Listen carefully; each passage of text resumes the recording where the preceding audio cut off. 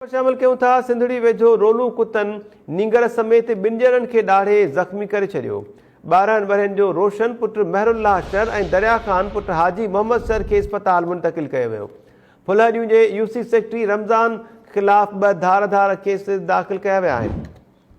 सिंधड़ी वेझो रोलू कुतन जो आज़ार बरक़रार आहे। रोलू ऐं छितन कुतन नींगर समेत 2 ॼणनि खे ॾाढे ज़ख़्मी करे छॾियो आहे। 12 वरनि जो रोशन पुट महरुल्लाह शर ऐं दरिया ख़ान पुट हाजी मोहम्मद शर खे इस्पताल मुंतक़िल कयो वियो आहे।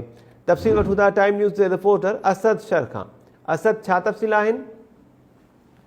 मां तव्हांखे ॿुधाईंदो हलां त ही रोलू कुतन जो आधार घटिजी न आहे। यूसी सेक्रेटरियुनि खे अदालती हुकुमनि बावजूद बि यूसी सेक्रेटरियुनि कुता मार मुहिम नाहे शुरू कई। उन ई सिलसिले में अॼु फुलहरियूं थाणे ते फुलहरियूं जो यूसी सेक्रेटरी आहे रमज़ान लोडो, जंहिं ते 2 धार FIR जेके आहिनि से सरकार जी फिरियाद ते ASI कासिम नारे जो ऐं याकूब शर जी जेको आहे फिरियाद ते दरिया ख़ान शर समेत रोशन शर के कुते ॾाढण जा जेके केस दाख़िल कया विया आहिनि।